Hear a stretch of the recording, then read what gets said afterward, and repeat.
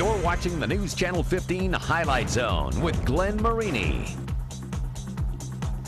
Right here's where you're going to beat Snyder. We go into Friday nights expecting to win. We're all ready to play. We're ready to hit. We just can't wait to take the field on Friday night. Our biggest game of the year right now is Homestead, and that's this Friday. Get better every day. Get better every day. Every game you're playing for the conference championship. We definitely have to be focused, and there's no room for error. The team that blocks the hardest, tackles the best, runs the fastest, wins the game 9 times out of 10. History with Bishop Luers is kind of the same. I mean, we know we're going to have a dogfight when we play these guys. Well, you can put up the caution tape, find a neon vest, and pop on your hard hat as we're under construction, as you can see here at Wayne TV. Yeah, it's a new season, but we're getting our new look in just a few weeks. The 17th season of the Highlight Zone will soon be in HD. Now, I say that to say this because if there's ever a reason to watch sports in high definition, tonight's game of the week would be that reason. SAC championship implications right off the bat in week 1. Defending conference champ Bishop Luers taking on the Snyder Panthers, and Joe Whalen spent the night at Spooler Stadium and joins us now with more. Joe? Yeah, Glenn, last year Bishop Luers took down Snyder in week 1 32-21. That set the tone as the Knights rang the SAC victory bell for the first time in a decade. The Knights went on to win their 3rd state title in a row as well. Meanwhile, Snyder bounced back and made a run to semi-state. 2 powerhouse programs collide. It's Bishop Luers and Snyder. It's your Highlight Zone game of the week. Luers looking for its 3rd straight win over Snyder. Meanwhile, the Panthers hoping they could rattle Quinn Cook, making his first start for the Knights at QB today. Early on, it's defense, though. Jalen Smith showing you why Irish fans are psyched. Deflects the Brandon Phelps pass, forces Snyder to punt. Luers fans are fired up, and yes, that's a giant Matt Lindsay had. Ensuing drive, though, the Knights, some turnover issues. They would cough up the ball.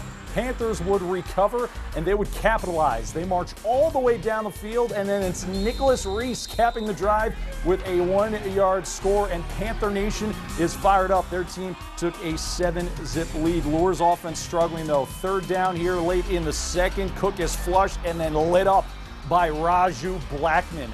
10-zip at the half. Snyder was on top. Move to the 4th now. 8 minutes to play. Snyder can put it away. Phelps looking for Addison Dellinger in the end zone, but it's broken up by Tyvel Jamison. The fans starting to feel maybe a bit of a comeback here. Cook making big plays in his first start. Rolls out and then hooks up cross field with Mike Rogers, the senior. A little juke, a little stiff arm. 21 yards later, it's a 10-7 ball game. After a 3-and-out now for the Panthers. Last chance for Luers. Time winding down. Cook gets wrapped up and sacked by Donovan O'Day, and Snyder fans can begin the celebration.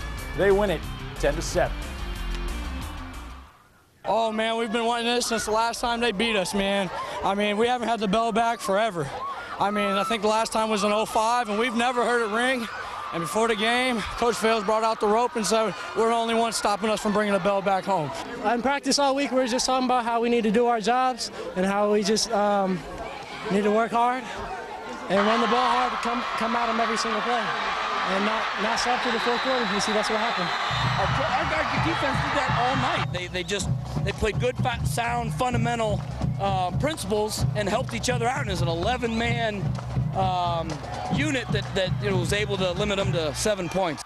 Luers is at Northrop next week. Snyder is at Southside. And Glenn, what an atmosphere tonight. Probably took me a good 20-25 minutes to get the live truck out of there. The fans were celebrating out in the street. But a great start to the season for Snyder. And Luers, I think they're going to be okay the rest of the way. Yeah, Phelps is right. It's been since 2005 since Snyder's rung that victory bell, and they are hungry for it. Hey, sticking with the SAC, Southside and Dwenger. Saints have a couple of QBs banged up. In-step sophomore Cody Miller, but the Southside defense wasn't making it easy. The sack and fumble recovery by Keontae Green for South, but they wouldn't score on their possession. Early 2nd quarter now, DeMarcus Moon. We got a bad Moon rising out of Bishop Dwenger. Short touchdown right there. 6-zip Dwenger after the failed conversion. Now the defense would step up in this game. Ben Evans gets the interception for the Saints, but on the next play, South's Devin Jones comes up with a pick. Then on the next play, it's Gerald McGee of Dwenger taking it back. 3 consecutive plays with interceptions, and Eddie Fields is like, we can't do that, guys. You know why? Because Cody Miller's going to be a player. He hits Ryan Watercutter. He's got quite a diverse portfolio. That's a touchdown. 27, Dwenger, your winner. I felt we had great heart. We kept pushing. We didn't take our foot off the pedal. We just did a great job. What gives us great momentum going into next week, and now it's time to prepare for next week.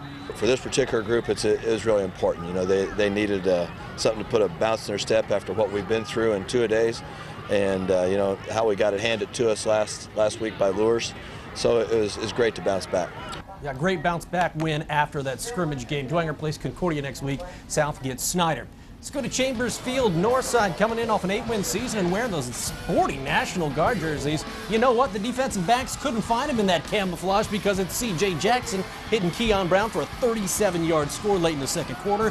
20-7 Northside at the half, but this would not go away with the Cadets because check out this hit by Brendan Williams. Yeah, he was hurt all last season, not hurt here. Tony Pergagini with the recovery there for Concordia. Then it's Michael Hicks. Looks like Jerome Bettis, a big guy wearing that number 6 jersey like he did at Notre Dame. That's a 46-yard touchdown, 20-13 at that point. And then it's David Morrison to Hicks to tie it at 20, but Northside would come alive offensively late in this one as the Redskins win it 54-33. Let's go to Kendallville. Luke Amstutz making his East Noble debut. The Knights hosting an up-and-coming Northrop team, but you know what? East Noble would give them all they wanted. But early on, the Northrop defense making a nice play there. It's Armani Ray with the interception. Amstutz wanted a pass interference, but East Noble would bounce back from it. Nick Weimer to Gray Fox. This is a touchdown, 7-zip East Noble. We'd see more of that East Noble offense. Nick Weimer to Brandon Mabel. They really like this kid up in Kendallville. 13-zip at that point. A little bit later, you're going to see East Noble's Kyle Munden with a short touchdown right there. And East Noble off to a good start in the Amstutz era. The final 40-7 up in Kendallville. Out at Wayne Manor, the Generals coming off a winless season. They hosted Arsenal Tech out at Indy, and Wayne's Keon Powers around the end early in the first quarter makes it 6-zip Wayne, but Indy Tech looking pretty good here. Check out Gilbert James. He decides to go for the keeper, gets around the end, and beats the defender to the end zone. 7-6 Arsenal Tech. Tech goes deep here, but Dion Powers coming up with the pick for the Generals. Robert Brown's team can smell a victory, but instead it's Tech's Dion Massey punching it in, and Arsenal Tech, the Titans, do beat Wayne by a final of 33-20.